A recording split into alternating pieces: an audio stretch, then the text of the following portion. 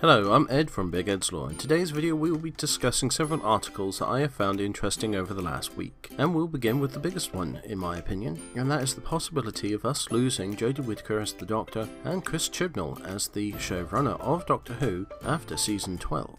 Season 11 has been met with a number of criticisms, including several changes, such as the Doctor no longer calling her co-travellers as companions, but instead referring to them as friends. And there isn't a Christmas special, which has irked a number of fans, in some regards myself included, although we are getting a New Year's special, which is just as good in my personal opinion.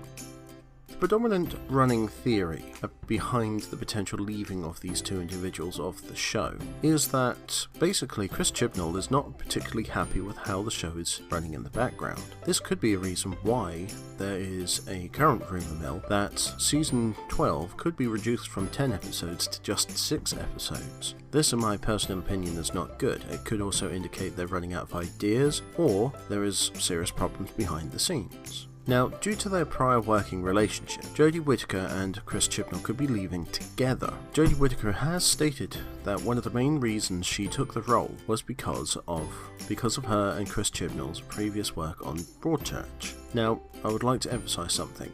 I actually find her version of the Doctor quite compelling. Whilst there are some, shall we say, almost political aspects that I'm not particularly fond of, I do think there are certain things that they do hammer home a little bit too heavily. I personally think if they do go, it's a sad day.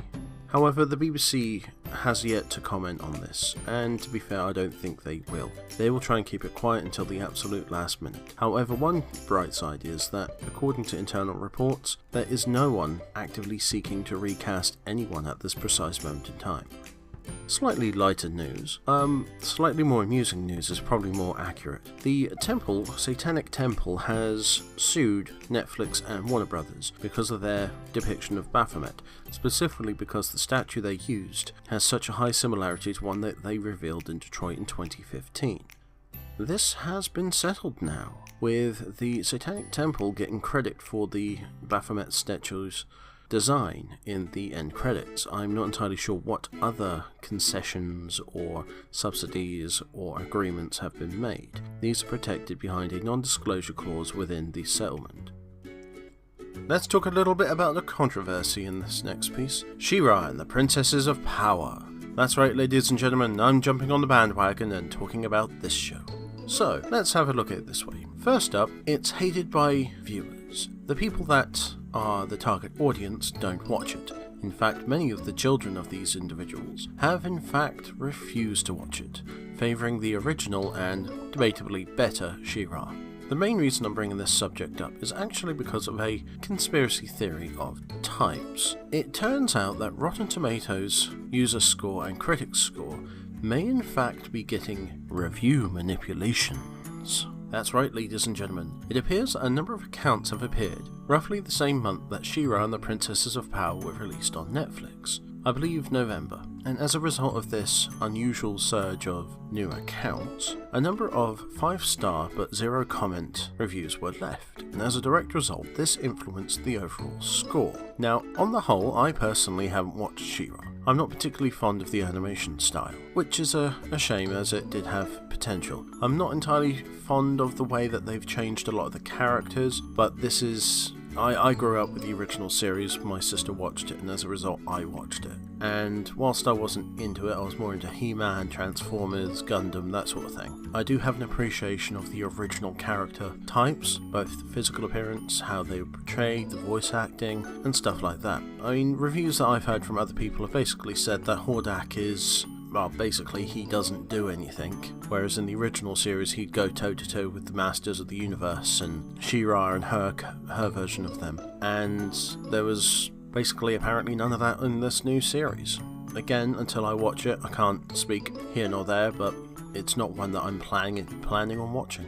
But the overall controversy is this: can we now trust Rotten Tomatoes' score? They've been review manipulated. Okay, technically it hasn't been proven, but the fact that a large number of 5-star accounts with 0 comments have been put on their website does kind of make me suspicious. Why has this happened? Is this their doing? Is this Netflix's doing? Is this the show creators doing in order to try and boost their ratings and get a second season? Which, if I'm completely honest, is looking extremely unlikely. Does this mean we can trust Rotten Tomatoes on any reviews?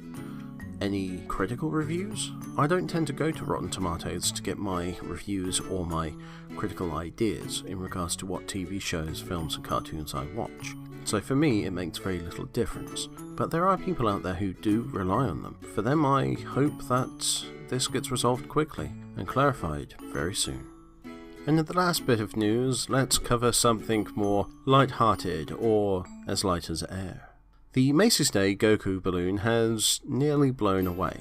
And you think the character like Goku, who's faced off the likes of Cell, Frieza, Jiren in the most recent Dragon Ball Super arc, would be able to stand up to anything, but no, it's the wind.